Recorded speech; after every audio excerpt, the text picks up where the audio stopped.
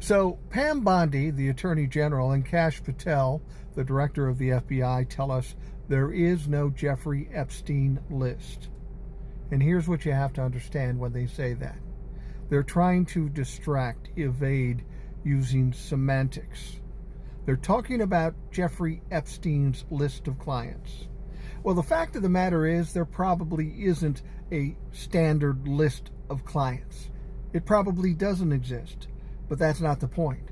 What we do know exists is piles and piles and piles of evidence, some of which we've seen, and much of it has been redacted. So we don't need to see the list, we need to see the evidence unredacted. There are also piles and piles of audio and videotapes. We need to see those.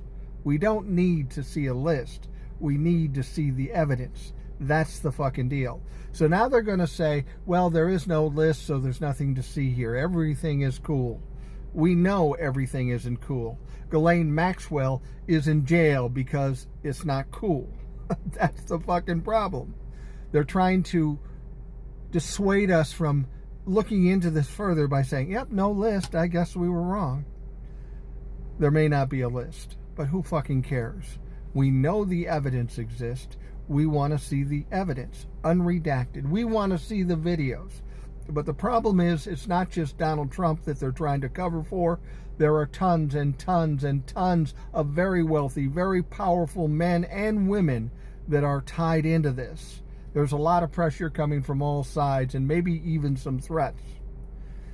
This is putting it on the DOJ. The people who are in the DOJ now were screaming that this was horrible and there were lists and there were names and all this. And now that they're there, they're saying, oh no, nothing here.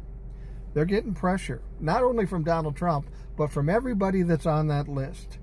At some point, this is going to come out when the DOJ is run by somebody normal. And it is going to be a shit show when it comes out, because there's a lot of people you know and I know that are involved in this, and there may be some horrific evidence.